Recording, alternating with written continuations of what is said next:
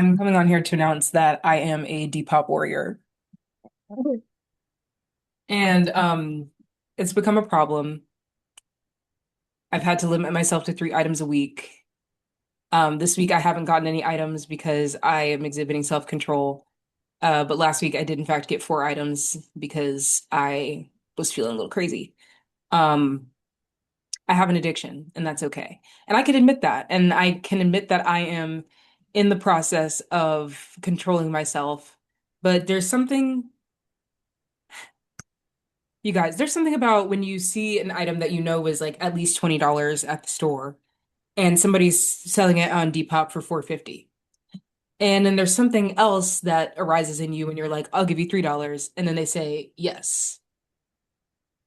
But the fees are crazy. The Depop fees are crazy. But not during the month of April because they have 199 delivery for the entire month until May 7th. There was these shoes that I really liked. I think I sent them to you. They're like the Hmm. cheetah print kitten heels. So I kind of just let people send me offers on things that I like because I'm like, I Yeah. don't intend to buy this for a long time. And they were listed for like 80 bucks. And then the girl sent me an offer for like 45. Hmm. So I was like, oh, that's a steal. And then I ended up paying like after fees and stuff, it was like 70 bucks. That's crazy. Yeah. I was like, My fees have wait. never been more than like $2. I was like, what do you mean? What do So you maybe mean? it's like a thing of like the more the item costs, the higher the fee, you think? Yeah, probably. Yeah. But I was like, what? Because like obviously there's still taxes and then just Hmm. the general fees. I was like, why is this so expensive? But also I feel like I tend to like when I go thrifting, I tend to get stuff that's like on the cheaper side. Like I'm like $20 in these jeans, that's crazy. But Hmm. like on Depop, I'm like, oh, I like look for more like hyper specific things that I'm looking for. No, I treat Depop like a Buffalo Exchange. Like I literally treat it like thrift store. So I'm like, I go on there. A lot of things I look for on there are denim because like they just have a lot of really cute jean Hmm. related things. I got this top on there. I'm like, I don't even want to show you all the whole thing because I feel like I don't know if I'm showing too much Tata, but no, like I go on there. I get a lot of skirts. I got a pair of Reeboks for like 12 bucks. I'm trying not to like get other people on it because I don't need other people to be like me. I don't need other people to be putting their money into this app. But unfortunately, it is working for me. And the fact that I spent under $100 on like 8 items, really just I felt like a pimp for lack of a better word. I was like, I'm trying to do better. But also, I feel like that's kind of like people's first reaction when they like discover an affordable like But service. listen, I've been on here for years. Oh, then what? I Then like that's my thing. It's like I Okay, I think part of my issue is as a shopper, as a person who wears clothes, I uh will buy things and I will wear them until like it's a string, until it's like fucking Tingy from Diary of a Kid. Like I will I wear things until there's strings in my hands. And some of the shirts I wear I've literally had since middle school. Um, and then a lot of the stuff that I had was like stuff I got like freshman year of college because there was like a thrift store there. But no, I literally like last week, a week before last, got rid of half of my clothes, which was kind of the impetus for me to like get on Depop and be like, let's see what's going oh, on. okay. And it's like I think I'm in a style change era as well. So it's like a lot of the things that I used to like, I'm like not that into anymore. It feels And weird, I feel like being in that era because you're like, this used to actually be the outfit I would wear every day if I didn't no, know what and else to wear. And then you're it like, was look at like this it's shit. weird because like I literally like so much of the clothes that I would buy, like so many things, it was just like I loved like an oversized look and I still do. But it was like some of my stuff was not oversized, it was just like ill-fitting. So it's like what Mm, I'm finding out is like I would get a lot of clothes in a medium. It's like I'm actually a small, which is why some of my clothes looked like a little wonky because it's just like it doesn't fit properly. no. Yeah. Um and so like learning different things about different things. But I think it's also like the safety of doing it in like a cheap way. So Yeah. it's like if I don't like it, I can honestly just like put it back up there and sell it again. Or it's just like, oh, this was literally $3. Like I'm not sweating about it. Yeah. But it Well, it's feels like like less better of an than, investment. and it's better than like going to Zara Oh my God, I hate like or like other like fast fashion brands that are like yeah. quote unquote affordable, affordable. I literally got a Whoa. skirt. I love a skirt. I got a skirt from Zara for $4 and it's perfect. Yeah. I'll edit in a picture here. But no, like it's literally like I'm like you guys, like I'm not gonna be like, ooh, get into it, but I've gotten into it and I'm slowing down a little bit. Yeah. I'm working on it myself, but yeah. I feel like that's hard to like go from being like a shopper and then being like, I need to be sustainable and I need to like focus in. I mean, I think I've always been about sustainability, and that's the thing. Yeah. Even a lot of my clothes that I have are like clothes from friends or like clothes from my parents. Like I really like I'm like really particular about like not buying brand new clothes because most of the time I don't need them. I'm like I can't even think of like what the newest thing in my closet slash wardrobe is that's like actually brand new. I'm like maybe it's my pair of Skechers that I wear, which look like hiking shoes kind of, but like yeah, Depop Warrior, Thrifting Warrior. If you No, ever but need me to genuinely. check it out. And it's like I love thrifting Levi's because they're just like Yes. so strong and like I feel like I'm talking about a man. I'm like they're just so strong and like no, but like they are genuinely like really great quality and Yeah. they never go out of style. I This is a love Levi's getting, shirt, by the way. Sorry. I love only getting like jeans from the thrift store Hmm. just because I'm like, even if they're new with tags, even if they're like, I got these Levi's that are like super low rise and they have like really cute pockets and they like are boot cut and I'm like these are so cute Yeah. and I'm like they're kind They of know how big to on make a me. jean. Huh? Oh, sorry. I said they know how to make a jean. I lied. I'm like, the only new clothing items I consistently buy are Levi's. Oh, okay. And always when they're having a sale because they have really incredible sales. I got like $300 worth of jeans for like 115, I think. Because I was in the pocket with that sale, y'all. It was like four pairs of jeans and then like a jean skirt and like some other stuff. The Beyonce jeans included, which I think were honestly the cheapest thing that I got during that sale. So, yeah. But also I feel like making your own clothes kind of like puts it into perspective for you. Like at least Mhm. for me. Like once I started like making my own clothes, I was like, "Oh, this is like actually a lot of work." And like seeing how much like I would be needing to like be compensated for like said piece of clothing. It Yeah. was, yeah, I don't really feel like. Like especially crochet stuff. Like I feel like Hmm. I remember there was like a post that was saying like you like crochet is one of the only forms of like clothing that can't be factory made. Yeah, Like it has to be handmade. And I'm like, the idea of like somebody like in a sweatshop making crochet stuff and like not getting paid for that is absolutely like ghastly to me. yeah. And Um, also like once you do crochet, I feel like you know like the work it puts on like the stress it puts on your body yeah. is It's like uncomfortable. And it's that's why people are like taxing. finding ergonomic ways to like do whatever. But yeah. So today we are talking about individuality, Yes. which I Be feel like who you falls are. which I feel like falls into kind of what we were just talking about with like our clothes and how you express yourself and things Yes. of that nature. But no, I think we're in a people talk about the male loneliness epidemic. That's not real. I think there's an individuality epidemic because I fear that we have become so involved in our phones and in social media. Um, as somebody who has such a love-hate relationship with social media, we become so involved in it that we are constantly looking for ourselves in other people. And I think that's why people were so obsessed or are so obsessed with Alyssa Liu. Mm, Because it's like they're like, oh my God, like she's so diva, I'm obsessed with her, blah blah blah. And I'm like, babe, the thing that you're obsessed with, and then like everybody's like dyeing their hair to look like her or trying to dress like her or trying to be her. And I'm like, babe, you're never going to be happy doing that. Come here.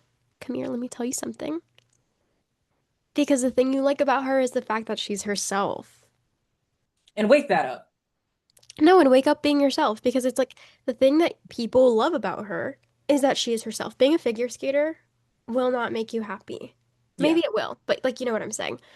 Like dyeing your hair like that probably won't make you happy either because the thing is, it's not authentic to you. Because she's like, I did this because it makes me happy, it's authentic to me, and also it makes me think of this, like it makes her feel like a tree, which I'm like, that's Yeah. real as fuck.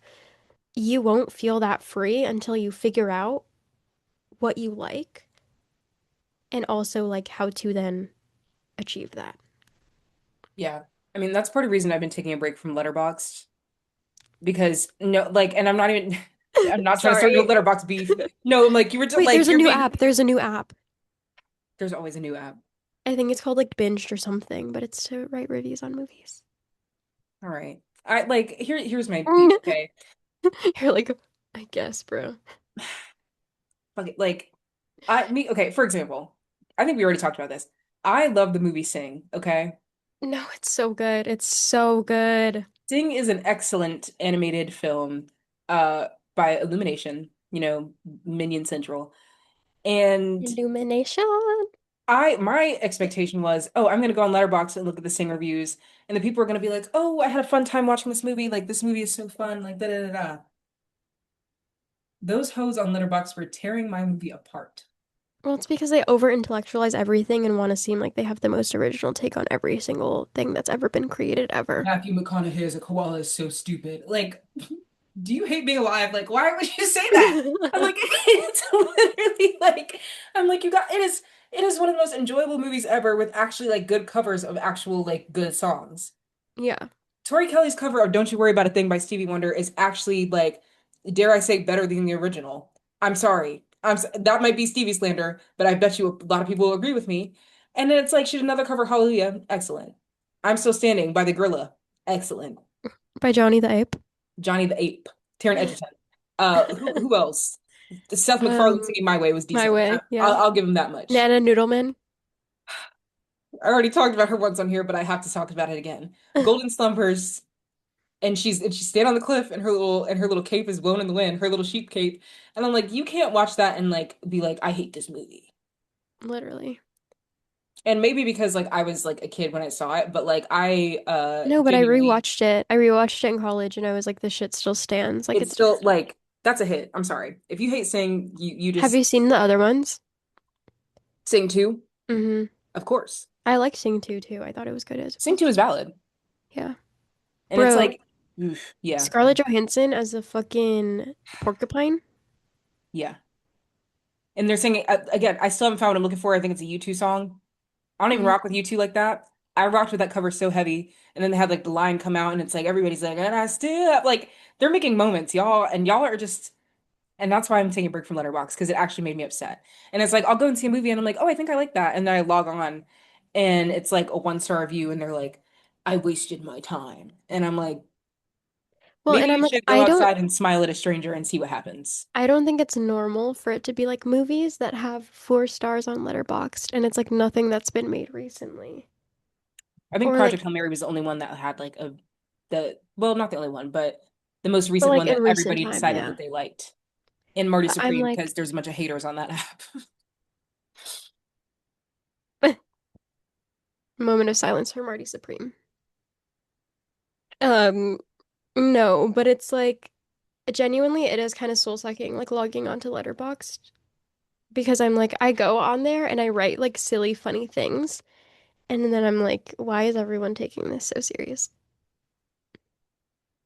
And it's yeah, I just found myself like not finding it as enjoyable anymore because it's Yeah. like it feels as if people go on there like looking for something to not like about all the media that they're Hmm. seeing. And it's like, what if you went in like, oh, what will I like about this movie?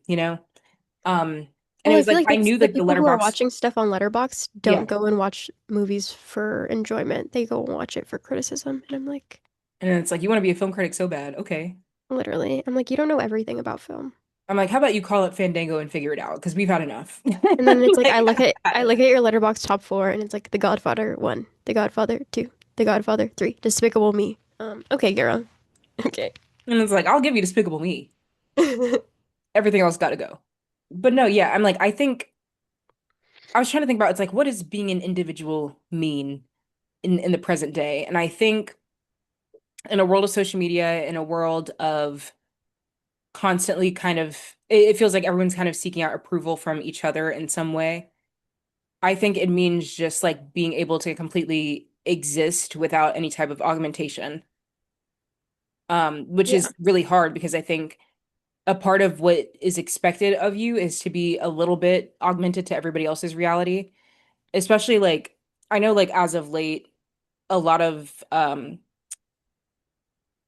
I mean, I guess like I think it was Dylan O'Brien that's like I'm not on Instagram and his agents were like get on Instagram and it's like everybody wants a certain level of specific access to everybody. Yeah. And social media feels like access and social media feels like, oh, like I'm getting everything that I need to know about this person. And even like casting directors I've worked with have been like, yeah, like we look at your social media to see who you are.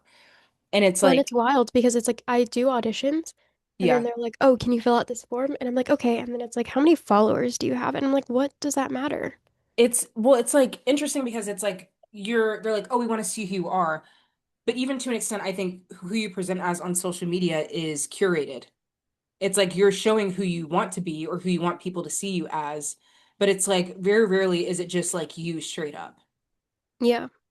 And I think part of that, I'm like, I know for me, it's very rarely me straight up because some of the shit that I say is just kind of insane and crazy, and I'm aware of that. I'm like, I think the parts that like I do post, it is like how I feel, or it's kind of like an extension of myself, or it is me. Actually, I don't think I posted anything that didn't feel like me probably in like 2 years ish. I'm like, I definitely think college, I felt a little bit more compelled to like be on.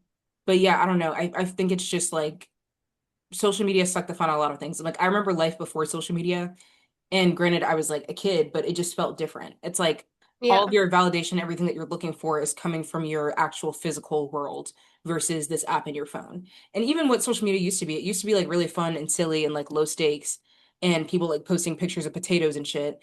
And now it's just like half of the posts are ads, which is annoying. And a lot of it is people just like trying to mog the camera and be like, you know, Yeah. that's me though. But like it's just like, I don't know. I don't know. For me, it's like weird because like a lot of my friends who I choose to surround myself with like don't really care about social media. Hmm. And then I'm like, guys, can you take a picture of me for my Instagram, please? And then it just feels like, please, please, sir, please. Stop. Stop picking for the feet. No, and it's like wild because I'm like I feel so weird, but also I'm like it's kind of just like a part of the space that I've decided to exist in where it's like social media has to, I guess, matter, Hmm. even if I don't want it to. Morgan knows that better than anyone else. Oh my God, you got it's not funny. Like the way I've tried to take so many Instagram breaks You know, and like literally deactivated for like I feel like that fucking ant with like the little like with the little the stick the pole with the fucking picnic blanket on it like like I'm back again. And it's like either it's yeah, it's always fucking something. Yeah, but it's like I know there's that video of like Denzel Washington, I think, and he's like, get off You social don't need social media. media. He's like, get off social media. You don't need it. Turn it off. And then he's But like, it's like I agree with that and I wish so badly that I could do that, but also I feel like kind of the space that we're trying to be in now doesn't really allow for that anymore. no, it's a different world. And And it's it's like like, I wish I lived in a world where I didn't have to be thinking about having a presence online, but it's like that's kind of where we are now, which sucks. And I wish I could just be Zendaya posting one heel, one Nike sneaker, but yeah, the On Clouds campaign. no, Um, no, no, no. Like when she would like post when she was a teenager, oh my God. the Yeah, the swag swag era. era. I think, and walk with me. Walk with me. I think that being an activist and being actually invested in your community, etc., has become more of a trend than an actual meaningful thing in the age of social media starting in 2020. Yeah. And I remember I was either reading or watching a video about how not on I've been watching I love YouTube video essays and I usually like to go for people who actually have degrees in things before I watch the videos because sometimes people just go on there and talk and it's like what are we talking about? Um but it's like the ability to organize and the ability to like create all of these movements back in the day like they did, particularly civil rights movement, without the use of social media is actually really like insane and crazy if you really think about it. Well, because Because it's it's like you like, connect with that many people. yeah, it's like Yeah. I can post something right now and be like, come to this Boom, protest. 2,000 impressions. The ability to like plan a protest, whatever else back in the day with none of that and having to actually physically go out there and do the work, I think not only made people care about things more, but it's like, okay, like we as a group have to get like it just the reason why they were able to organize and the reason why things were able to change is because there was communication in the community. Yeah. We don't talk to each other anymore. And it's like life is so awkward, like out in public. People can't stand each other's silence. Literally gets awkward for 2 seconds. Immediately people get out that phone. Yeah. People just used to sit there and be awkward together. I'm guilty of this too. It gets awkward. I'm like, I'm putting on my headphones. And it's like I've tried to like be more off my phone and more like into my physical media. So even then I'm like sometimes I'll bring my CD player because I'm like that feels a little bit more like I'm here presently with myself, not on my phone, just like, ooh, look at all my trinkets. But it's it's just like I don't know. Ugh, I feel weird about the world in that way and how I think us being so invested in our phones and us being so invested in other people's lives in that way has made us care less about each other, which is, ooh, was that a bar? No, Let's it is take though, because it. it's like it even has changed the way that like friendships work. Because I feel like people are like, oh, I can be like long distance friends with this person and it's fine. It's like whatever, like we're still connected, but it's like, no, babe, you just watched their close friend's story and you think that means that you're friends. I wish that we lived in a world where everybody was less reliable on what everybody thinks of them because it's not like because I think it takes different forms. I think back in the day it's like of course people were seeking out validation from each other in certain ways, but it wasn't in the way of social media and through likes and like whatever else. It's Yeah. like people would get bullied at school and then it's like you're only getting bullied at school. Like not to be like funny, but it's like you get bullied at school and you go home and you're not bullied at home unless like your family sucks. But it's like you go home and it's like, oh, now I have to listen to my stereo and be alone with my thoughts and journal and write about it and talk to my other friends about it or talk to my family about it. Now Yeah. it's like you get bullied at school, you go home, get on that phone, they're bullying you on the phone too. It's like, fuck, Yeah. where's the escape? And I don't know, I like have been in an era of like I'll post something and I'll be like, why did I actually I went, you know what? Retracting back 30 seconds. I had to log back into my TikTok for this podcast actually because unfortunately um I'm trying to get the word out, trying to spread news. And I was like looking back through my posts and I was like, ooh. It's Yeah. like I wasn't posting anything that's like, that wasn't me, but it was just like why I look back at it and I cringed a little bit because I'm like, I definitely was doing this for attention versus doing it because I like to do it. Yeah. Um, I mean, like I my feel like little, that's yeah, you're what? sorry.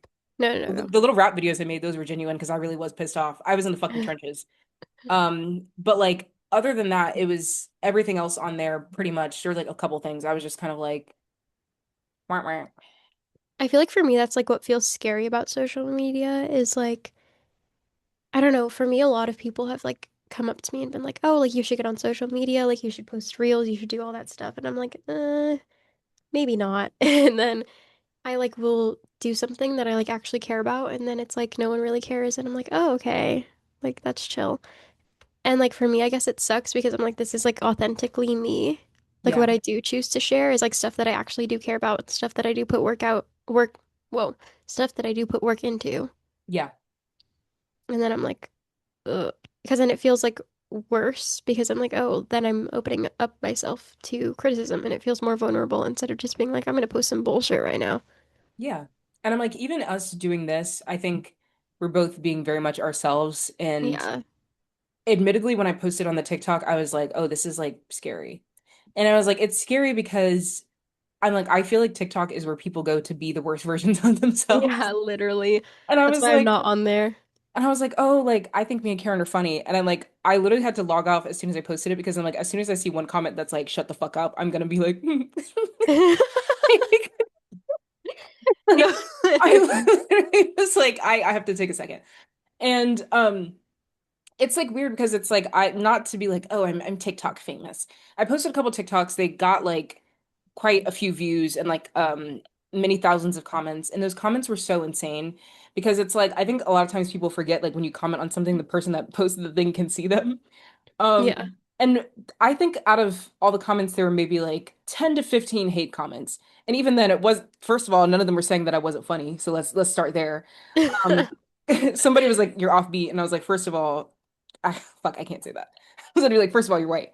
No, but like they're like, "Oh, you're offbeat," and then people were like giving suggestions of like better bars, better rhymes, and I was like, Who asked? okay. But it was fun to like interact with people. Like somebody was like, "Oh my God, Shakespeare." And I'm like, okay. And then I made like a little Shakespeare meme of myself and they were like, "Oh, that's so funny." It's just like, there is like fun community and connection that goes through that, but it's also not real. And Yeah, it's like you don't know me. it's like you don't know me. And it's like weird because then it was like people were following me and then like sending me DMs, like we were friends. People were like going and following me on Instagram and sending me DMs there. And I remember like 2020, I'd post a few TikToks that would also get views. And then I would see like my TikTok video on Instagram, like somebody had reposted it there, and seeing like it's weird because it's like it makes you realize like how much reach that whatever you put out there gets. And Yeah. that people who don't even know you are like, "Oh, I resonate with this in some way, so now this person feels like a part of me," and then they repost it. And again, I wasn't talking about anything like profound or crazy. It was literally like I think the one that I saw on Instagram was something talking about like black hair. um Hmm. oh, it was me talking about how like black people don't wash their hair as often as like people of other races do because it's like the way that the sebaceous glands of our hair work and blah blah blah blah blah. And it was like people were resonating with that because it's like that's like a black experience. It's like you tell people that and they're like, "Ew." And it's like, first of all, I'm not like you. Um, but no, like, I don't know. I think it's interesting because it's like I found some community through social media, but mostly it just feels like fake. I'm like these people in my phone, as I refer to them as. Yeah. Well, it's like they're not real either. Yeah. But I feel like, okay, two things. One, that was one of the most unbelievable parts of Invincible season one. I know a lot of it is unbelievable. But like when Amber, when they go to the college and Hmm. she washes her hair there, I was like, no fucking way. Amber's gonna fucking wash her hair in a college dorm. No, but I was like, she was there for like an overnight trip. Yeah. Oh no, girl. Like you're telling me she's gonna wash her hair there? Okay. Hell no. Okay. Um, no, but the second part is like I feel like we kind of have lost our sense of what it means to be friends with each other or what it feels like to be a community or like how to be close to someone because I'm like I have always been someone who tries to reach out to my friends and be like, "Hey, how's it going?" And like I feel like a lot of the time they like ignore me or just won't respond. And Yeah. it's like, "Oh, but I already see what you're doing on social media. I see you posting, so I know you're chilling." And I'm like, "But the thing is, you don't know that. You don't know what I've been going through. You don't know how I'm operating. You don't know what's going on Yeah. with me because just because I post that I'm somewhere doesn't mean that I'm fine. Just because I'm like looking happy in this one picture doesn't mean that you know what's going on with me. Like, Yeah. I've always said that we're not meant to know this much about each other. yeah, I've like overshared on the internet before, but some of the things I've seen people I overshare think we about, all I'm like, have. I think we all overshare. Um, but some of the things I see on there, I'm like, this should only be shared with you and a medical professional. Like, No, but genuinely, it's like I feel like I've kind of come into this space of like self-awareness where like I used to overshare so much yeah. because like in my brain I was like, how come no one is connecting with me? Why Mm. is no one connecting with me? And then the only way to get people to connect with you is like to post about it, and then your friends respond. Which And is it's like, so like, it's so weird because it's like, how come I texted you about this and you ignored me? But then I posted about it and you're interacting with it. That's weird. yeah, But then it's like, I've gotten to a place where I'm like, we'll slightly overshare something. And I'm like, that's kind of, it starts to feel awkward. yeah, I'm like, that's embarrassing. And I'm just going to not post that. And then I delete it. And then I'm like, I'd rather just keep that to myself. Or talk about it with the real people in my 3D world. Yeah. Or as the crazy man on the train told me, he's like, "You're not living in 5D." And I was like, honestly, like, you're right. Like, you're onto something. Um, no, but like, I don't know. I think like being an individual also means like choosing to, being an individual isn't about proving to everybody else that you're an individual, but I think it is about like leading by example. And I Yeah. think more people should like choose to be individual people. Yeah. But it's uncomfortable to do that because it like rightfully so it feels like everybody's judging you because we've built this program where it's like you post and the expectation is to get some type of retention from the people that you care about their opinion, I guess. to an extent. And it's like, okay, well, if I, for example, every time I go out and there's like a gaggle of white girls there, they're all wearing the exact same thing. And not to say that that's like a bad thing or whatever else, but it's like if you were to wear something colorful, would that like be because it's always like the black shirt and jeans combo Yeah. or some variation of the thing. Like it's always very like general. And it's like, okay, if you would wear something that was a bit more specific to you and who you are and how you feel, is that uncomfortable? Is that weird? Do you feel like people are going to be like, what are you wearing? Like, what's the tea? I don't know. I'm like, I think for me, it's like that's clothing has always been a way that I've expressed myself. Even if it was like basic and generic, it was still like a way of like, okay, like I wore for whatever reason, freshman year of college, a whole lot of crew necks. I don't know why that was my thing. Like I had like a crew neck in every color. And it like again, it just felt like exclusive to my brand, but like Yeah. even still I didn't feel like, oh, I'm wearing exactly what everybody else is wearing. But I'm not like looking in my closet like how can I be different today? It was just like, Yeah. what makes me feel the most myself in my clothing and in my hair. But I feel like that's like important and kind of goes back to what we were talking about last week is like, with like with dating apps, it like kind of makes it like puts you in this like space of like, oh, I have to perform or like, oh, I have to like prepare myself to like be judged or Yeah. like I need to fit this like specific mold. But it's like, no. And like also if you're like, I'm an individual, but you're doing it for like the purpose of like people recognizing you as an individual, you're not. No, but if you're like, oh, I'm so unique, I'm so myself, I hope people think the same thing. It's like, then you're not unique in yourself because you're still prioritizing what other people think of you. Mm. For me, because I have ADHD, like the phone is such a hard thing for me to put down because it's Yeah. like that dopamine hit goes crazy. I hate when I see something funny on my phone because I know that means I'm going to be on there for another 5 minutes looking I for a know new because I'm laugh. like more funny. More What else giggle, is more laugh. funny? Genuinely, that's how I feel whenever I'm like, I like it's giving caveman levels of like T waves in my brain. I'm like, okay, let me find the next like funny thing because it's just like I don't know, like Threads has been a recent problem for me, and like Threads is like not great. Like it's basically Twitter for people who don't want to be on Twitter. And unfortunately, there is some funny stuff on there.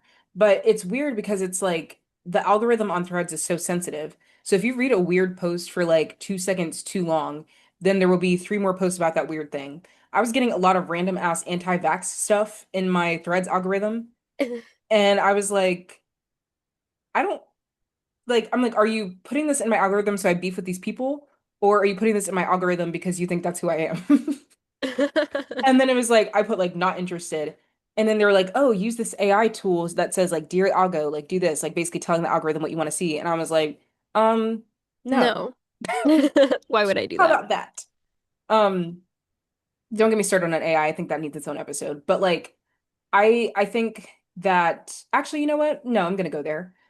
I think AI is like the epitome of us losing our individuality as a society. Like and comment below if you agree. No, but like no, but I'm like, what do you think, Karen? Because I think that that's like because then we've gotten to a point of not even using our own brains anymore as like individuals. It's literally asking this fucking computer to tell us about our physical 3D, No, 5D for some genuinely, of us world.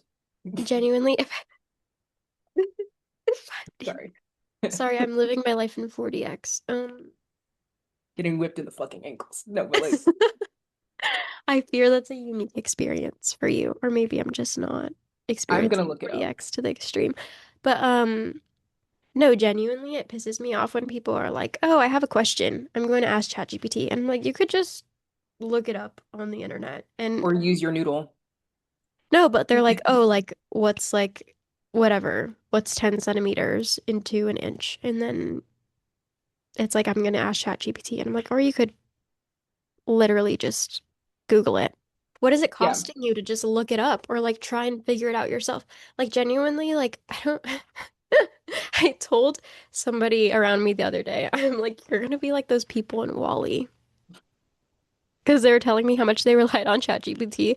And I was like, you're gonna be like those people in Wall-E. That's what we're headed towards. a little bit because it's like once we realize that like people, I'm like, I think a lot of laziness has bred a lot of really great innovation. For example, a car. Nobody wanted to fucking walk anywhere anymore. Nobody wanted to get on the horse. Nobody wanted to get in the carriage. It's like, how can I get there as fast as possible in the easiest way possible? Car. Great. Like, Love I that. need us to get closer to teleportation. And I don't think ChatGPT is making us any closer to teleportation, frankly. 40x ankle whips, often called ticklers, are sensory effects. Ticklers, bitch. Wait, I love going to 40x so I can get my ankles tickled. Oh, I hate it. I hate it so bad. I love the ticklers in 40x. Sorry. Sorry, literally getting my ass beat in the theater while watching this movie. I'm like, the character's getting their ass beat. I don't have to get my ass beat too. No, you were No, getting but tickled. ticklers, like that's fucking violent.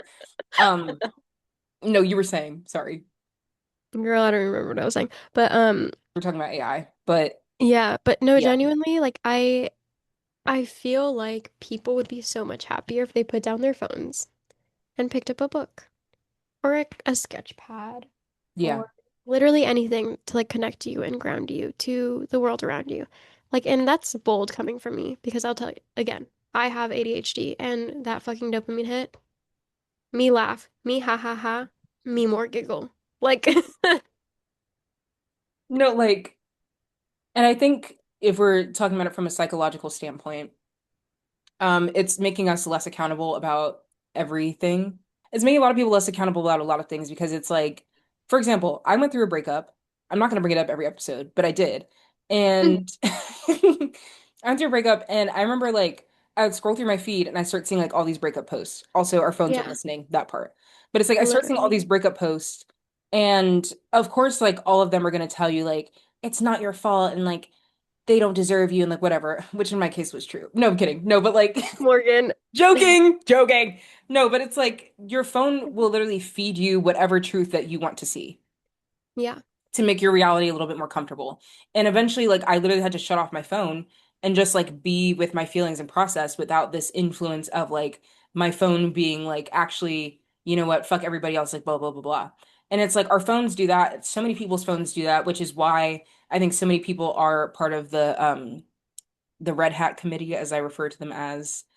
And I'm like, your phone is telling you that the vaccine is dangerous. Your phone is telling you that, It's telling you exactly what you want to hear. yeah, your phone is telling you that coloreds are going to stab you when like you leave your house. Like it's literally like it's feeding you all of your fears and all of your wants at the same time, making you Yeah. feel like you, the user of whatever database that you're using, are more right than anybody has ever been in the history of the world. Which is also why that pig in a suit keeps posting like these weird ass AI generated images of him as like Jesus or him as a superhero or him like looking hot, which I'm like, actually, him looking hot is crazy. He's never looked hot. Him with like a jacked body and it's just like fucking odd. Like, what are we doing? I'm sorry. I'm No, sorry. it's okay. Y'all catching me at a time in my life. Um, but yeah, I just like I'm an AI hater, obviously, as somebody who also like paints and makes visual art. There's so much emotion and actual like physical work and energy that goes into making a piece of art. Mm-hmm. And I'm like, I've started like getting back into animation as of late, and it like takes maybe like 2 to 3 hours to animate like if I'm moving quickly, 5 seconds worth of footage. Yeah. And it's like I find it frustrating that people are like, oh, just use AI. Just use whatever. You're gonna get left behind if you don't use AI. And I'm like, AI is not the same thing as like a phone. AI is not the same thing as like a laptop or whatever else. It's like these are all tools that we use to access information. AI is giving people information that a lot of times is actually wrong, which is Wrong. fucking Yeah. scary. And one of my friends, my friend Mary, was like, AI is the God that talks back. And it's like people are so like they're literally like using this thing as a therapist, as a partner, as whatever else. And it's like, what's any less individual than a robot? Like nothing. It's like it's Yeah. so manufactured, it's so like whatever. And But then it's it's like like if you want someone to tell you that you're right, just talk to one of your friends who doesn't clock your shit. Like genuinely. I'm like, genuinely just talk to yourself. Like Look in the like what mirror. happened to being crazy, guys? Like I don't know, Yeah. but but No, genuinely it's genuinely, like bring back talking to yourself. Bring back talking to yourself. and bring back like physical media. I'm like that's why part of the reason I've just been getting into like CDs a lot lately because I'm like Mm-hmm. I like the physical activity of like curating all my music and like burning it onto a disc. And it's like, this is the order that it's in. Like my CD player, I can shuffle music on, which is still cool and all that stuff. But it's like taking something that has like our phones become something that we've relied on so much. And I'm like Yeah. taking away some of that power of like, oh, I rely on this thing is like really, it does something good for my brain, I And think. like I don't know if you've seen those videos, but it's like, oh, talking to like the Gen Z coworker in your office and it's the girl and she's like that part or she's like, you know what do you know what I'm talking about? No, So it's this girl and she's basically just like kind of sounds like a like for you page and like all the slang that's like just like repeating TikTok yeah, sounds. like Yeah. just like a TikTok soundboard and like people are like, "Oh my God, so relatable, like so me." And I'm like, that actually doesn't feel further from myself. And also like I feel like it's kind of not a flex to be like I'm chronically online. No, and it's like I think it's fun sometimes to, like get internet references or like whatever else, but when Yeah. it becomes your entire sense of humor, like I haven't been until last week. I hadn't been on TikTok since like September of last year. Hmm. And people would like talk about memes or videos or like whatever else, and I would have like no idea what they were talking about. And being out of the loop in that way, honestly, it felt like kind of a flex at the time, which is like so annoying of me. But it was just like it was like so weird to like not, but like oddly refreshing to not understand what people were saying. And they'd be like, "Oh, like you know, that TikTok sound. It's like da-da-da." Like when Wuthering Heights came out, like I wasn't even really on social media that much. So people Uh-huh. were like, "Oh, like do you know the ones like I think I'm gonna die in this house?" And House. I was like, "What the fuck are you talking about?" I was like, I'm like, and now of course I know what it is because it's been months. Yeah. Like I've had to be on social media, but I think like I don't know. I wish the girls were weird again. And that's another thing. Cringe is good, Anyway. but some cringe is and I'll stop myself before I say something crazy. No, and like the thing is, I like had been using the word mog for so long, like as like a joke. Like I was Yeah. always like it was always silly. Like I'd be like, I'm mogging you right now to like someone. And then I found out where it actually came from. And I Yeah. was like, oh, like maybe I shouldn't be using this word. And then like it kind of became normalized like a couple of months later. And I was like, what the heck is going on? Looks maxing is actually eugenics, and people don't want to talk about it because looks maxing is like the fun way of saying eugenics. Um, but like genuinely, and then it's like people are like, "Oh, I'm think maxing," I'm like doing whatever else, and I was like, "That's funny and all, but let's be real about Yeah, what that is." And it's again falling into the like to be conventionally attractive and to appease other people and to appeal to other people, you have to look a certain way. literally. And it's like I would hate actually to, I think, exist in a world where I go outside and I'm constantly thinking about comparing myself to everyone around me and thinking if I'm better than everyone else. Mm-mm. I think that's actually my nightmare. I think that's actually like a psychotic way of thinking.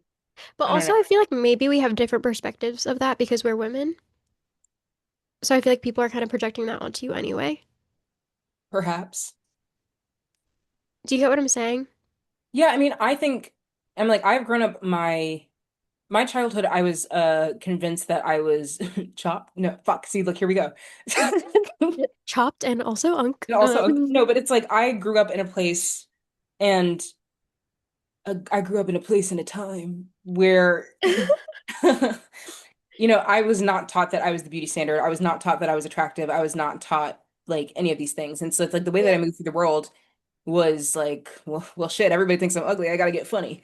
Like, it's like, it's like they're like, You were personality maxing. no, shut up.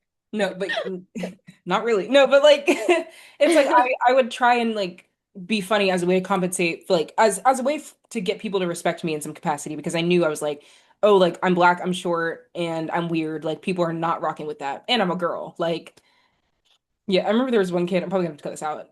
I was like in seventh grade and I was like, I did or said something and he was like, oh, I didn't shave my legs. And this guy was like, are you lesbian? And I was like, I think my response was something along the lines of, is your mom a lesbian? Which is not appropriate. But it's just like, like you like, ugh, yuck. Don't piss me off. But no, it was like even I'm like, I didn't realize that like people found me to be any kind of attractive probably until high school when my mom made me do a pageant and I won twice. And then I was like, guys, like it just must be my personality. I'm like, I'm just that, like, whatever. But no, but no, but like sorry. No, but I think like growing up in a world that was not teaching me that I was conventionally attractive or that like my looks were something that were like getting me by or getting me through made me like focus on actually like being a person and being an individual. Yeah. Meanwhile, I think a lot of the girls who were like white and blonde and everybody was like, "Oh my God," like see, I was gonna use like a fake name, but they all actually have those names, so I can't even say that. But it's like they're Well, like, it's being thrown in your face that like these other girls are the standard. So it's like I know I can yeah. never be that because I'm not white, I'm not blonde, and I'm not like stick thin. And also, I'm not trying to be. And I'm not trying I'm like, I don't want to be. I'm like, have you seen my mom? Like my mom is the most gorgeous person ever. I would love to look like my mom forever. Genuinely, one time I went to go get highlights and Mhm. he dyed my hair blonde, and I just started crying so much because I was like, I don't want my hair to be blonde. That's not what I came here for. I came to get a California balayage, which means a brunette balayage, which means Yep. highlights on brunette hair because I wanted more dimension to my hair, um, not to look Caucasian. And Um, see, like when I went blonde, it was in the Beyonce way. And even then, it wasn't even a Beyonce blonde. It was more of like a brown blonde. And I wasn't doing it because I wanted to be a white girl. I was doing it because I was moving to London and I wanted to be fucking cool. Because, like, whatever. Yeah, I don't know. I think like the key to individuality is being able to like just like do something and not tell people about it. yeah, Or like I always say I think we talked about this already. I've definitely said this. Yeah, we definitely talked about this on here. Which is like the first step to stop people pleasing is to not laugh at people's jokes when they're not funny. But it's literally. like the minute that you decide that like your life doesn't need to be curated for everybody else is when you find a little bit more freedom in being an individual. Yeah, I think that's what I want. Neck tattoo. And also, it's like, Yeah, I see so often people being like, oh, like these are the trends of like 2026 springtime. And then it'll be something that I already wear. And I'm like, I hope y'all understand I'm not wearing this in a trendy way. I'm wearing it because I already like it. Like I remember like I can't remember. It was a number of years ago though. Like very much to how my personal style was, like came into trend.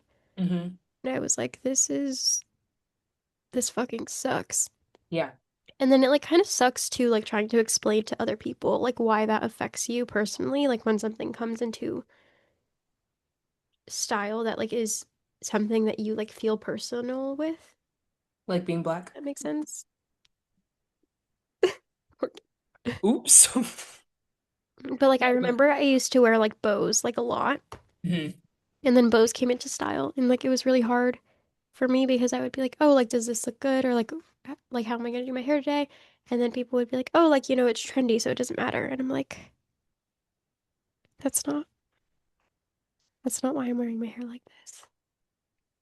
Yeah, I don't know. It's like I come from a culture in which individuality is like something that you're kind of forced into because from the minute that you come out of the womb or are removed, like I was, um, sorry, Girl, C-section me joke. too. No, but like, and that's why our heads are round. No, but from the minute, sorry, okay, but from the minute that like you come out of the womb, it's like you're in a culture, you're in a world that already tries to tell you so much about who you are and why everything about you is not desirable. And it's like you're forced to be an individual, especially if you're growing up in a predominantly white space, because there's really nothing else that you can be. Even if you try to assimilate, it's like that's not going to work for you because that's just not Yeah. who you are. Um, and I think like I remember when I was in elementary school, I would like come home and like pinch my nose because I was like, oh, I need to have a white girl nose, which is so crazy because I'm like now I love my nose. I think my nose is gorgeous. Like let me give a little side profile for the camera.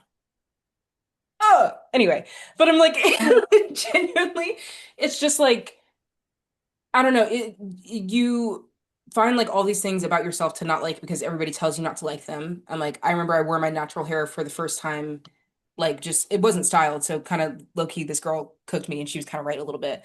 But it was like I wore my natural hair for the first time to school and this white girl was like, "What's going on with your hair?" And I was like, "Oh, I'm wearing it natural." And she was like, "Never do that again." And listen, I'm like, I look, life was hard. Okay. Um, but I remember that hit me really hard because I was like, oh, like this thing. that again, it's like I can control it through like hot plates and extreme temperatures. But at the end of the day, like that's the hair that grows on my scalp, and that's what happens when I put water on it. Yeah. And to feel that like something that was just like very exclusive to me and who I am and whatever was somehow uncomfortable or disturbing to other people or like they didn't like it, I was like, ooh, that's kind of rough. And I think like by the end of high school, I was like, actually, I hate all of you. I don't really care. Um, like rock out, rock on. And I think I used a lot of the time in 2020 in that isolation to find myself and Yeah. to like get to know myself better. Because even then it was like that was like before TikTok was what it was today. Like it was definitely blowing up. But I think like I at that time wasn't like going on there to really like seek out anything. I was there for the giggles and the laughs. And Yeah. so in the time that I was just like at home, I was like spending so much time with my hair and I think I wore my hair natural for all of isolation. Um I just I spent that time genuinely figuring out who I was outside of everybody telling me and with like the people whose opinion I actually care about, which is like my family most of the time. Sometimes they'd be talking. But I think, my sister had a lot to do with like how I embrace my natural hair because she started her natural hair journey way earlier than I did. Um and like she like I had to watch her figure it out. So then later on down the line, it took me less time to figure it out. Anyway, but like but it was like by the time that I got to do it, I was like, "Oh, I know how to avoid this." Um but no, it's like, and then by the time I got to college, it was easier to like know myself and be myself and whatever else because I was like, I've spent so much time telling myself who I am. It's so much easier to not let other people tell me.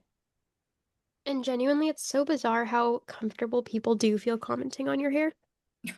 Because I don't know if you remember, I told you how like somebody swiped up on my story and was like, "Oh, like your makeup looks like a 5-year-old did it." Yeah. So when I was a freshman in high school, I had straight hair for like most of my life, and then like once I Mhm. hit puberty, it started getting like wavy curly. So like I didn't really know how to like deal with that. I just kept kind of brushing it Yeah. how I would like every morning, and then it would like be frizzy. And he would always tell this girl in my class who I was friends with, and my teachers would confuse us for all the time. Um, Suspicious. no, genuinely, I'll get into that later. But like he was like, "Oh, why don't you ever just brush your hair?" Like he told her that. And she brushed her hair one time at home before she was gonna wash it, and she was like, "This is what it looks like when I brush it, so I can't brush it." And he was like, "Oh, it just looks like Karen's hair." And I was like, "Okay," because like my mom has like if anything, she has like very light wavy hair, and then my dad has boy hair, so he's not gonna be able to tell me how to like take care Yeah. of it. So I didn't really like know what to do. So it took me a really long time Yeah. of like figuring it out for myself to like know what to do with my hair and how to like do my hair. And now it's funny because my mom is like more so like dealing with her hair being wavy, and it's funny because Mhm. I'm like, this is how you take care of it because I know what to do. Like I know the way. Yeah, literally. And like my parents' hair journey is so interesting. Like it kind of cracks me up because when I was born, my father was bald by Bald. choice. Bald by choice. Put that in the space. And Bald. bald. Anyway, and my mom like had a pixie cut for almost as long as I can remember. It was like a bob and then well, no, it was like a pixie cut when I was born. Stayed a pixie cut for a while, then she went for the bob, went back to the pixie. It was short for a considerable amount of my life. But my mom also has really gorgeous like curly hair. She Hmm. usually straightens it, but like, Wendy can do whatever she wants. Like I said, my father was bald. And then he kind of Bald. rocked like this enough. And then he kind of rocked like this like shortcut for like a while for many years because like men have like three hairstyles their entire life. Yeah. Um and he was bald again in recent times. I think it was like 2022. And I literally came home from school one time and he was just bald. It was like really like it was kind of jarring. I'm Um like, bald, bald, bald. but now I think his hair is probably the longest it's been since the 70s. Mm. So my dad has like a lot of hair, which is really funny because, he used to be bald.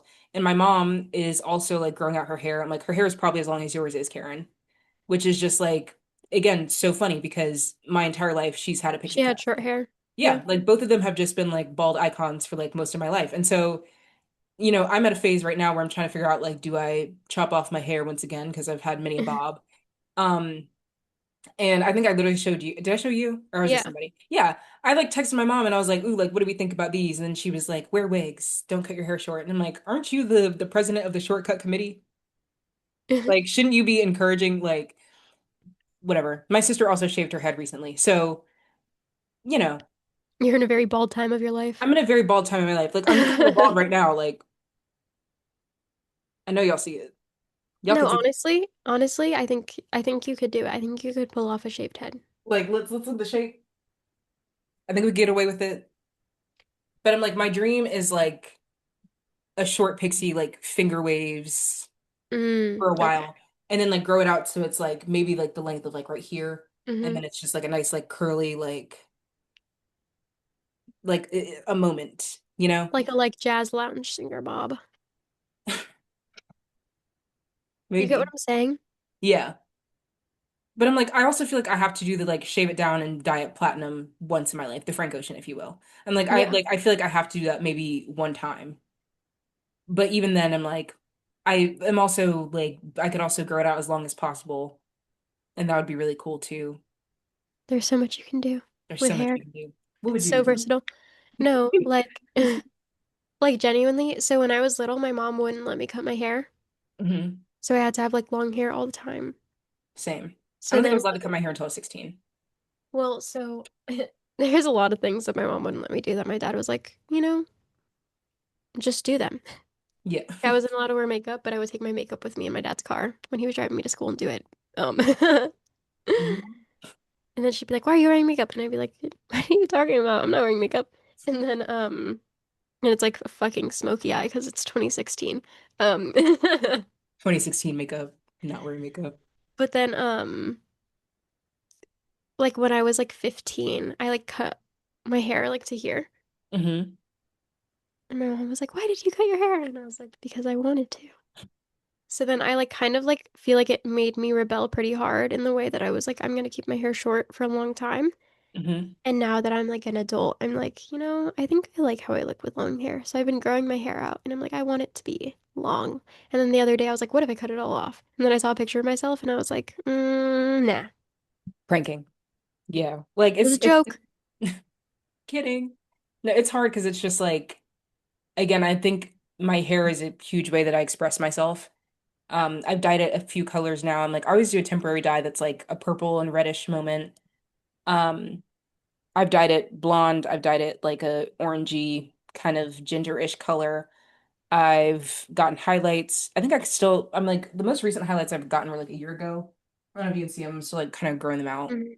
Um, and it's like I've gone through so many phases of my hair, and it's like honestly, the time I felt like the most myself with my hair, I think might have been London because it was like it felt like an outward expression of like, ooh, I'm doing something cool and different with my hair that like feels exclusive to me. But then it was like starting to grow back in and those roots were crazy. So ugh. No, but I like I don't know, I always have these moments where I'm like, how can I express myself through cosmetic means, like not like surgery or anything, but like through my makeup, through my hair, like Yeah. whatever, in ways that are like subtle to me that like I appreciate versus like trying to do it because everybody else would like it. My senior year of high school, I had a pink lob because it was like I had a purple lob and Mhm. then I dyed it pink. And then Yeah. I really wanted to do like an undercut dye. You know what I'm talking about? When like the Yeah. top is brown and then it's like dyed under, and I was like, ugh. So then I did that my freshman year of college. It was pink under, I and then it was remember that. purple under. I had like a magenta little undercut moment, but it was like such a small patch, it really didn't even matter. It was And like, I like love how oil spill hair looks. Have you seen it before? yeah, it's really cool. And I'm like, I would do that, but like it sucks because I'm like, as an actor, you can't really like express yourself that way, especially when you have like an agent, because you need to like ask them Yeah. before doing anything Which is fun. why I'm like I'm using my black people privilege and like I play around a lot with braid colors. I'm trying to decide which braided color I'm gonna do next because it's been pretty natural color so far. Like I've done blonde, I've done like 1B, which is like the go-to for anybody who's ever braided their hair. It's just like the natural like black color. Um, but I've done like a reddish color, but I think I'm gonna go like somewhere else with it. I don't know. I've seen people with like purple and blue braids and I think it looks so cool. That would be But cool. I'm also giving don't hype me up. Don't encourage me. I'm also like trying to give my hair a break from like those kind of braids because they do like, No, but genuinely, I'm like, if I could, I think that my hair would be so fucking damaged all the time because I yeah. would be like the Ramona Flowers vibe when she was like, dude, I change my hair every like week and a half. Like, you just need to get used to it. Like, that would be me. I'd be on my Haley Williams. She changes her hair for every era that she's in and it always looks good. And it's Yeah. like, she has like a hair dye brand called Good Dye Young, which I use. And it's like so I don't know, it's just like it's really cool. Like it's always just like and she's always had her hair dyed. It's always like an iconic part of her and her individuality. And for the longest time it was like a bright orange. Like that was like her go-to. Yeah. And then they dropped After Laughter and it was the first time that we saw her as like a platinum blonde. And everybody was like, "Whoa." And it's just been Mhm. like a different thing for every era. She's a natural blonde though, which means that I think she can get away with dyeing it a little bit more because it's just like slap it on there. Must be nice. But I'm like, I think a lot of where I find my individuality is in my music and stuff. Yeah. And I think that's where most people do, or I'd hope they do. But it's just like anything that makes you feel like yourself, genuinely. I genuinely feel like once you become an individual, it's in every part of you. Yeah. Because I'm like, it should it should be in every part of you. It should just be you doing whatever you want to do. I think when we started making food a trend, we really lost the plot. Yeah. Well, I was actually seeing a video about that the other day, and it was really interesting because this lady Mhm. was like, talking about how this company like had a trendy donut that people were going to, and now it's like a bakery that like kind of like blew up during that time period and is like now barely struggling to even have one bakery open because it's like not a trend anymore. Our bodies and food, because I think they go hand in hand. Making those trends and like whatever else, like even like the salmon bowl that Emily Mariko was making or whatever. Do you remember Well, that? Is that her name? that shit tasted so bad, genuinely. No, because I like salmon. I like sushi. I love I a like good some of the salmon songs. I'm sorry. no, literally. Like I like all of those things should have gone well together. You know, it's like Yeah. salmon, spicy mayo, rice, and seaweed. Like that's but I'm like every time I made it, I was like this doesn't hit. And I was like, is it me? Like what's going on? It's this weird thing of like, oh, if you want to be like me, do these things. And I think that's where people are losing their individuality a little bit with the online sphere. I'm like, I think I Yeah. take a lot of inspiration from things, which I think is a little different. I'm like, I think the difference between inspiration and like copying is how you put your own twist on it. And Yeah. it's like if you're taking the source material and just doing the exact same shit, that's not like making it your own. But I'm like, I was telling Karen, I was like, I think I'm in a very SZA era of my life, but I'm like, I look at her outfits and I'm like, what do I like about this? And then I like make my own version of that. Or it's like I look at her hair and I'm like, oh, that's cute, but here's what I would do. I feel like that's Versus, kind of where like individuality like dies is like people are like, I like this, I don't know why, so I'm gonna do exactly that instead of being like, I like this, why do I like it? right. And it's like I think a perfect example of fuck this word. Okay, a perfect example of individuality is like sampling in music, which I Mm, think is like so yeah. cool. And I'm like, you take like something that you heard from a song and you flip it and turn it into something else. I'm like, there's like a Janet Jackson song that samples Joni Mitchell. Like, that's random as fuck. But I'm like, it makes sense because it's like, okay, Janet is taking this one line from the song and turning it into something else. And it's like literally like the part in Big Yellow Taxi where it's like, don't it always seem to go that you don't know what you have till it's gone. Janet's song is called Till It's Gone, and it literally just uses that one little line in that track as a sample Yeah. and just like loops it with like a hip hop beat. And I'm like, that's perfect. But I'm like, even when people do covers sometimes they make it their own, that's great. But if you do the cover and you do the exact same thing they already did, It's like, that's when it what are gets you adding? irritating to me. Like that Fast Car cover, I think it was like Luke Combs, is that who Yeah, did I it think years so. ago? It didn't bother me that he did the cover because it's actually quite a nice cover. What bothered me was people acting like it was a brand new song that he had written and they're like, wow, this is the best song I've ever heard. I'm like, Tracy Chapman is a black gay British woman who wrote this song decades ago. And it is one of the best songs of all time because it's like her as an individual pouring her heart and Well, soul and into it's the like song. even I remember I was like talking to someone and I was like, "Oh, what have you been listening to lately?" Because I that's how I like get to know people is like asking them like what media they like. Yeah. And they were like, "Oh, I really like Dancing on My Own by Louis Capaldi. Please be so fucking for real." And like I said, I'm like, I literally talked about the Golden Slumbers cover earlier sang by Jennifer By Nana Hudson as Noodle. Nana Noodleman. I'm like, I love a good cover. I really do because I'm like, I think, like I said, the Don't You Worry About a Thing cover by Tori Kelly is one of the best covers of a song like ever. And even Ed Sheeran has a cover of I Was Made to Love Her by Stevie Wonder that I love. It's one of my favorite performances that I've ever seen. But it's like it's them taking their own style, their own whatever, and putting that onto something else. Yeah. There's a reason why a lot of the pop stars today who are like out there kind of suck because there is no individuality. It's how can I take what somebody else did It's and just just reheating nachos. it's reheating nachos. Like it is really like and there's like all these pictures that are like oh like this pop star is like the daughter of this pop star and like this pop star like inspired this pop star or whatever and it's like there's inspiration there's copying. I feel like everybody has been doing a really bad Beyonce impersonation for a long time because she goes up there and she gives it her all. There's like dancers, there's choreography, there's whatever else. But the difference between Beyonce and everybody else is she's doing exactly what her dancers are doing, if not harder, with 10 times more vocals than anybody has ever seen. But it's exclusive to her. Nobody is doing what Beyonce is doing, which is why nobody else can be Beyonce. And it's like Beyonce? if Beyonce, no, but like if Adele tried to do what Beyonce did, that wouldn't make any fucking sense. But Adele does what Adele does, and we love her for it because that's who Adele is. Yeah, And she's awesome. Like that's the gag. And it's like literally. I'm trying to think of like anybody in present times, any like pop stars that I really love, where I'm like, wow, like you're just You're doing it, Diva. yeah.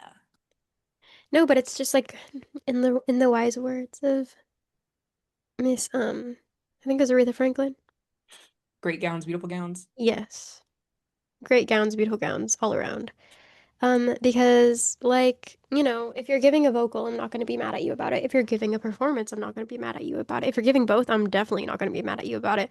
But it's like, when we've gotten to the point of like, oh, we're going to like sexualize ourselves, or we're going to infantilize ourselves, or we're going to not know how to sing and just like make some noises, it's like we kind of have lost the plot. And I will say that like women definitely get a lot more pressure to do that than men do.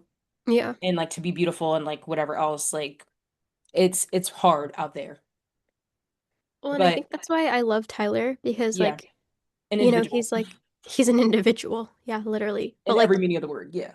But he literally like grows with every performance that he does.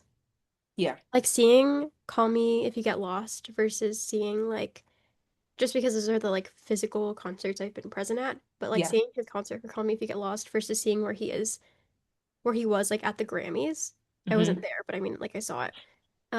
Or even like his performance at Camp Flog Gnaw. Yeah. It was like such different stories and such different ways of getting to Yeah. those performances. So it's just like I appreciate when artists and creatives and just anyone in my life is like aiming to be themselves and make themselves happy instead of like trying to be someone else. Because I feel like Yes. it's kind of draining to be around people who are like constantly seeking. I like hope that as you know what? I was going to say something crazy. I'm like, but I think it ties in with the presidential administration and the way that we handle how we communicate with each other and data and et cetera. But I'm like, I hope that as the years go on, everybody makes a collective decision to like reclaim themselves and what they like and who they are and how they move through the world. And like, I hope that people get comfortable enough with themselves to present that versus like trying to appease and feel comfortable with everybody else. Well, even like the videos that are like, I'm gonna show you how to find your personal style. It like is always like not really ever helpful. Because it's just their way of doing it. Genuinely, like I feel like you really need to just kind of figure that shit out for yourself and be like, what do I feel good wearing? Because it's like every time I'm wearing an outfit that I'm like, oh, this is one of my big ones, it's always something that I kind of just like threw together, felt like me, and the most important part, I was comfortable in it. Like Yeah. listen, I love some jean, I love some denim. Put it on a shirt, I'm wearing it. But like, I don't know, I think it's like very important for especially young women, especially in your 20s, like in your teens, to like not necessarily define your style, but know what you like specifically. And like I like a lot of just like I like a lot of different kinds of music, I like a lot of different like kinds of clothes. And one of the most fun things to do is like if you have multiple styles of things that you like, is like mix them together. But yeah, I don't know. I think like being yourself is one of the greatest joys of life. And the minute that you start doing it and the minute that like you truly like enjoy what you like without inhibition, Yeah. as Natasha Bedingfield once said, staring at the blank page before you, open up the dirty window, let the sun illuminate the words that you cannot find written, reaching for something in the Reaching for distance. something in the distance. So close you can almost taste it. Release your inhibitions for the rain on your skin. And on that note, we get into our traffic report. So No, literally. there's not much that's happened, but I did see Lee Cronin's The Mummy. You did? Okay, how Yeah. was it? Was it gross? Do you think I'll throw up if I watch it? It was disgusting. Genuinely, I'm not a big fan of body horror, and usually I'm not like Mhm. phased. But it was like afterwards, I like went home and I made my food, and I literally was like, ugh. Like I didn't have fun eating it. Like it was just like, you know how sometimes somebody like puts something on screen, and you're like, have you sought psychiatric help? Every time I've watched an Ari Aster film, yes. Every time I watch Sam Levinson do anything. No, but like it it was gross. But yeah, so that was whatever. And then I'm like, I don't think I've done much else. I went to work. Um, and then I went to ballet this morning after not going last week, which was fun. It's just hot in there. Like they literally still have the heat on. And it was like today was like cold outside, but like having the heat on in a ballet class, like I said, is it's a little bit It's inhumane. unnecessary. But no, ballet was good. And yeah, then I went to the grocery store. I ate something that I actually haven't eaten since we lived together. And it was literally one day when I was just like feeling like an old man. I don't know if you remember this, but there was one time me and Karen went to Trader Joe's and I got like a tin can of smoked mussels and ate them with crackers. And I did in fact have that again today, and it was good. I've been in my trying not to eat things that irritate my stomach era, and that really didn't bother me too much. I think it's just because it's like mussels, salt, and oil in a tin. It sounds really unappetizing, guys, but I promise it's really good. You're like, please, I promise it's good. I know the Great Depression is over, but I do enjoy I enjoy some little depression era snacks at times. But um yeah, and that's what I've been getting into. Genuinely, I again, it's been like 2 days since we've last spoken, so I haven't done much. But I did play pickleball Saturday and Sunday. I have footage for you, Morgan. God bless. But I like, okay, so I have this issue. Again, I'm sweaty. I'm a sweater. And I like sweated off my sunscreen. So when I showered, my face fucking burned so badly because I got Ooh, like a sunburn on my cheeks. And then like I looked in the mirror and I was like, my chest is red. I had a fucking burn on my chest too. And like the thing is, I don't burn easily. Think about it. Um, because I like burn into a tan, if that makes sense. okay. But like one time the last time I had a sunburn before this, I went to Disneyland and forgot to put sunscreen on. And that's a concrete jungle in itself. But like you get what I'm saying. Like Bring the back time trees. before Yeah. the time before that I had gotten sunburn, I like sat in the front of a boat for like 3 hours. So it's like, it's like intense situations where I'm getting sunburned. So think about the Yeah. fact that I got sunburned at pickleball. But yeah, I've just been sick. I was on my pickleball grind. I'm Mm, getting better. That's the thing that good. matters. Um, Healing. then and then like it's honestly just a mindset shift of like making myself care about it. Sorry. And then Healing like is a mindset. Sorry. Anyway. please. And then I went to my nephew's birthday party, which I think was one of the layers of hell for me. It was like a children's like place. It Mhm. wasn't Sky Zone, but it was like Sky Zone-esque. Okay. But it was just like loud. It smelled like plastic. There were so many children screaming. There was like people on microphones talking about things. Like it was just unpleasant. And there was like a child I had never met. Like my niece greets me the same way every time I see her. She like jumps into Mhm. my arms and she's like excited. And then she had a little friend who did the same thing and I was like, "But I don't know you." But that's how they do, and then you got to be kind of nice to the kid, and you're like, oh, okay, No, weirdo. I was like, I'm not going to be an asshole to this kid, but also I'm like this kid I don't know is in my arms and is kissing me.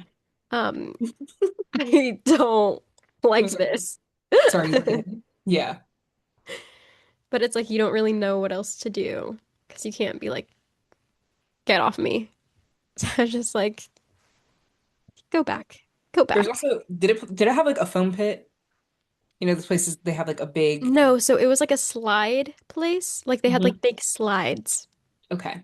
with like you I didn't get on anything, but they had like a dodgeball court, then like with a jumper, and then like a basketball court with a jumper, and then they Yeah. had like slides and like those like things that like they have on movie sets for like stunts, Mm-hmm.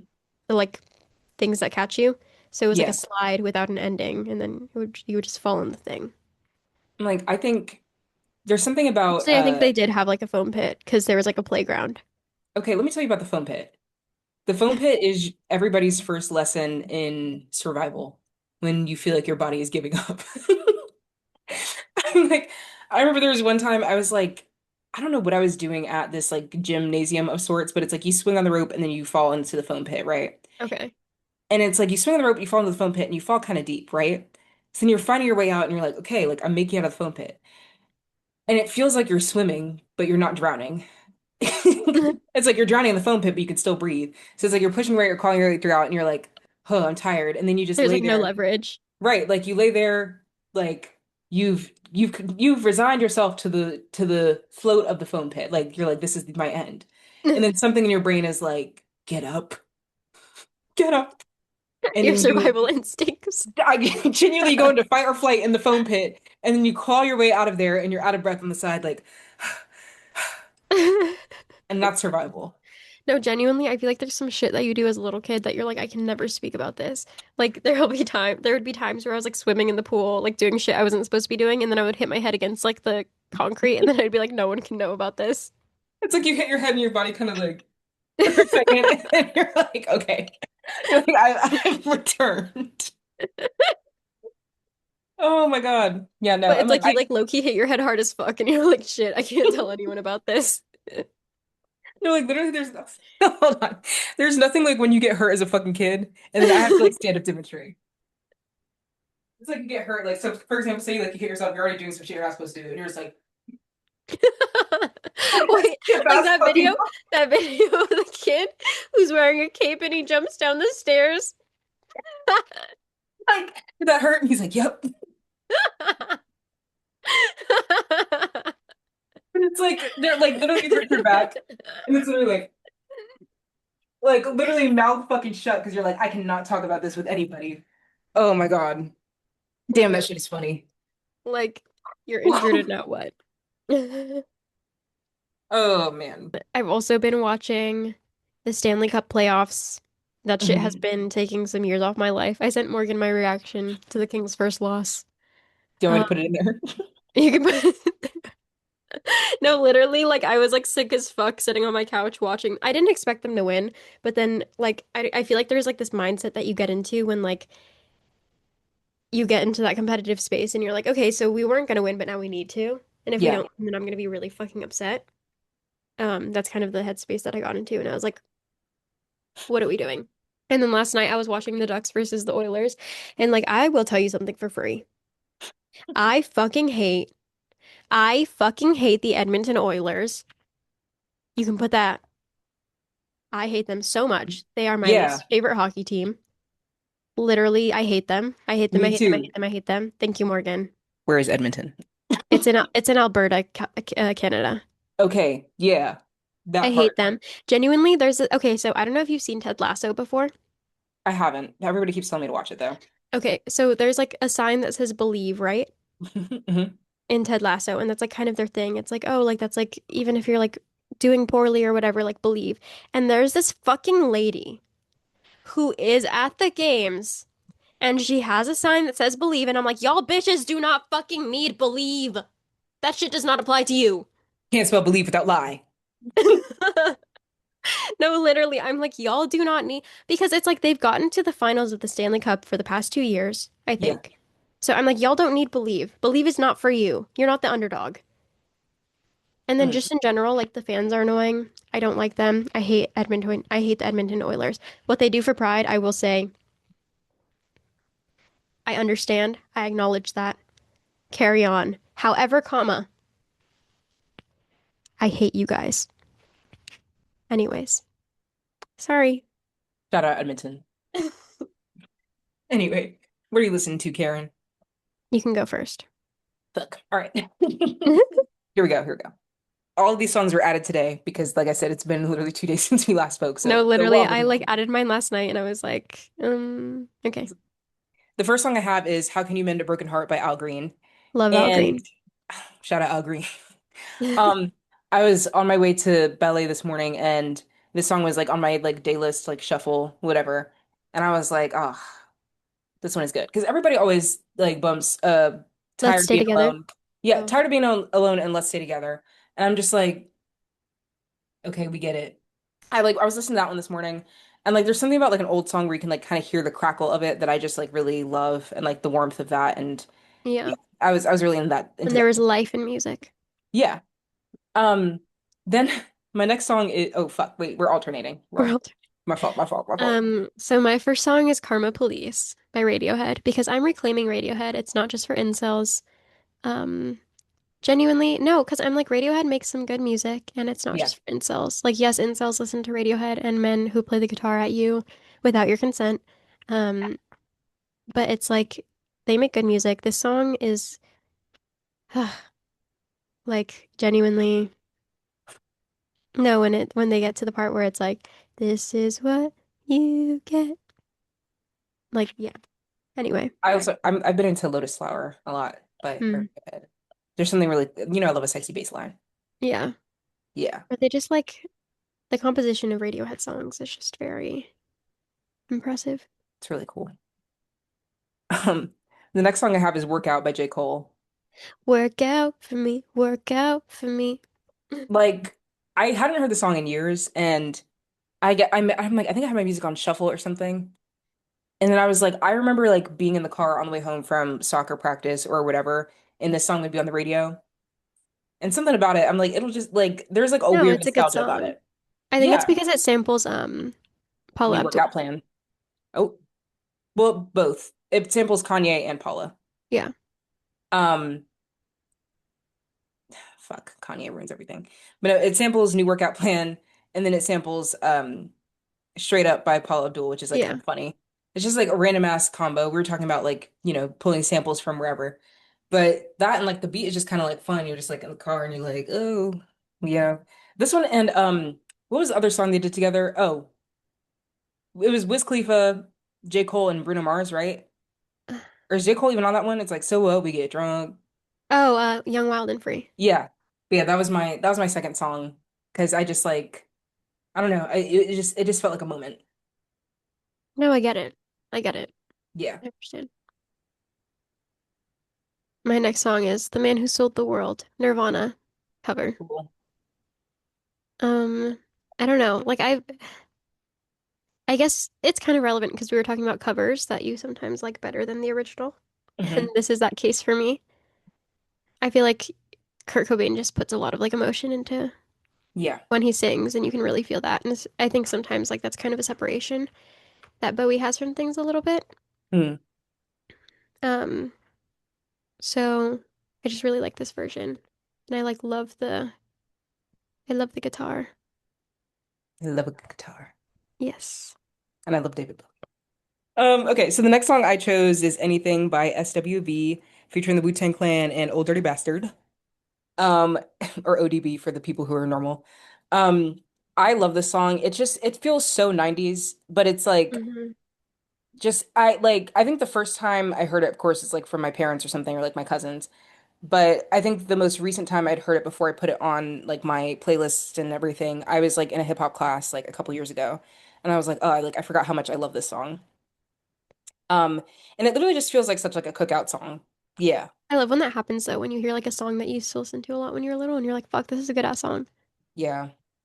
I think that's what unfortunately got me in my last relationship. He made me feel too nostalgic because it was like a lot of the music that Mm. he shared with me. I was like, oh my God, it's from back in the day. Fooled. Anyway, My next song is, I guess, yeah, this is like a very. I mostly have music by men this week, but what happened? Fighting it. I was about to boo you.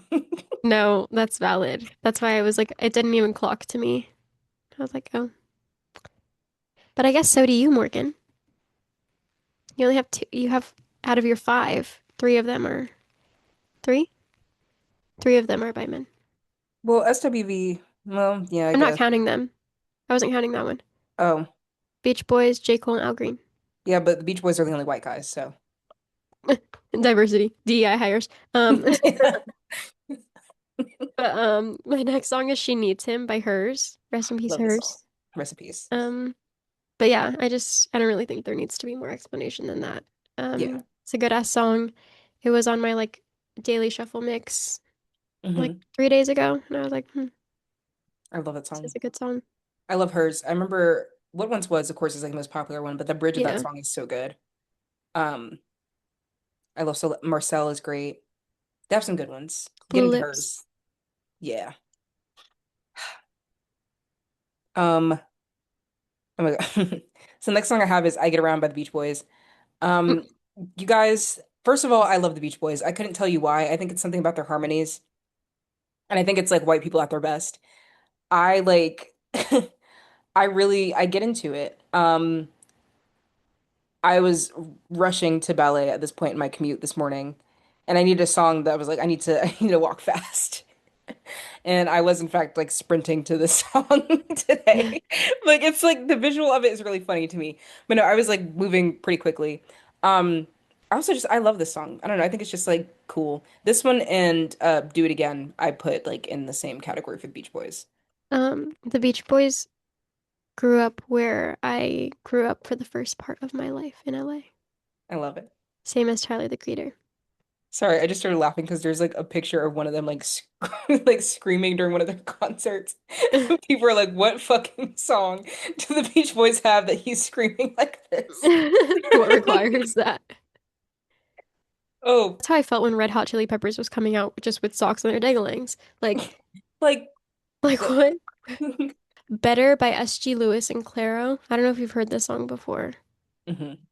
I get into it. Um, I like really do love this song. I like was really into it when I first started listening to Clairo, like in middle school, high school. Yeah. And then like the song just always kind of like lasts for me. It's really good. It like even the lyrics, they kind of hit. She's All like, right. it says, all my life thinking about all these times, wanted someone like you, hold me tight but treat me right. All my life needing someone to get by. What if I had it right from the very first time? I want it better. And I'm like, I feel like that just kind of really tugs at my personal heartstrings because I like feel like a lot of the time I don't really feel understood by most people around me. Hmm. I don't know if it's the neurodivergence, I don't know what it is, but it's like it really does feel hard for me to like I don't know, I never really fit in. It was really hard for me to feel that way. So it's like, Sorry. don't laugh at me. I'm not laughing. I'm laughing at Riverdale. He's like, see the silly kind of I don't fit in. really I fit wear the in. stupid beanie. Not funny. No, but like genuinely, just like I feel like being in a relationship and like my main goal is like wanting to be seen and wanting to feel like somebody understands me. So I feel like that's why that song has always clocked it to my Yeah. heartstrings. Okay, the last song I have is In Your Eyes by Snow Allegra and produced by Pharrell, which, he's always on there. So I would say featuring him as well. But genuinely, I love this song. I've loved this song for years. This album, which is, I think it's Temporary Highs and Violet Skies is the album, Yeah, came out in like 2019, 2018. yeah, around that time. Yeah, because there's also a song in here with Tyler that's Neon Like, Peach. yeah, I was gonna say it's like peaches something. Peaches. No, Neon Peach. I love this album so much, and like I've loved this song for years. It was kind of a TikTok trend last year, maybe people were dancing to it. Girl, I I don't don't know. We're know. not on there. But I love this song so much. It's like the lyrics are like the lyrics are good, but the song is so damn catchy that it's like sometimes you don't even catch it. Like it's like you'll be like turning up, you're like, I get it, and then you're like looking at the lyrics and you're like, actually, I think my feelings are hurt I've a never little been bit. happy for a single day in my life. Well, it's more like, but she says some days are easier to fake it. I find it hard to think when you're brought up. I know it takes a heart to break it, but you took that in somewhere when you gave up. She's so funny. And then she says, I get it a few times, and then you're like, a little shoulder shimmy. Some things don't work, and that's the way love goes. It's over now, but time will tell. I don't agree with that part. It's over, bitch. Time ain't telling shit. Um, and then the chorus is, if you seek, you will find what was there the whole time was love in disguise in your eyes. And then she repeats that. And then verse two, I needed you, but you went missing. Told me you changed, but you kept losing touch. And some things I wouldn't even mention, just know I don't need your attention. And then she goes back into the chorus and Wake all that that up. stuff. And wake that up. But it's like it's such a bitch. It's fuck. I love that song. The beat is fire. I love her voice. Genuinely, I think one of the most underrated R&B artists. Get into her. Her and Cleo Soul, I really love. Hmm. It's like the way that their voices are just like very warm. She has a cover of What You Won't Do for Love by Bobby Caldwell, Uh-huh. who's a white man that duped black people for years. It's really funny. But I love her cover. It's so her, it's so like atmospheric and whatever else. But I love her voice very much. Um, so yeah, get into Snow Allegra. My last song is Holding On by Zach Fox featuring Diamond Cafe. I love Zach Fox. He is one of my favorite comedians, DJs. Like genuinely, he's one of the best DJs that I've ever had the pleasure of seeing live. He's so funny. He genuinely is just like follow him on Instagram. He's like He's so unserious, y'all. he's so unserious and I love him so much, but genuinely he has such good taste. Yeah, And like I love how he's like very lighthearted but also very serious about his art, but also like yeah, unserious about his art and he's just like there's a festival called like Hard Summer or something like that and he's like DJing and I'm like fuck, I don't want to go to this like rave ass festival, but like I want to see Zach Fox. So, I don't yeah. know. But like this song is so good. He like makes actual music besides just like DJing and stuff. And his vocals are just really great and he's funny and he's smart and I love Zach Fox. Also, if you haven't listened to Jesus is the One, I Got Depression, get into that. Shout out mental illness. Shout out mental illness. If you made it this far, thank you once again for joining us. It's always a giggle and a laugh and a fun time. Um, and yeah, be yourself. Be who you are. Be yourself. Share yourself with the world, but not too much. Yes. Keep some for yourself as well. Keep some for yourself. Talk to yourself, make friends in real life. Stop using AI for stupid shit. Honestly, stop using AI, period. Use your brain. Put Get down into the that phone, pick up a book. and learn something. Learn something new today. But no, if you have any feedback, like, you know, let us know. Send us a DM, not on our Yeah. personal accounts, on the Bicoastal Besties Instagram, please. Yes. And if there's anything you want to hear us talk about, like let us know there as well. Yes. Please do. Anyway, Be who you are. be who you are for For your your pride. pride. It like cut out your sound, Morgan, so you're just like silent and shaking your head. Oh man, I was going to. Anyway, be yourself. Love you. Have a good week. See you next week. Goodbye.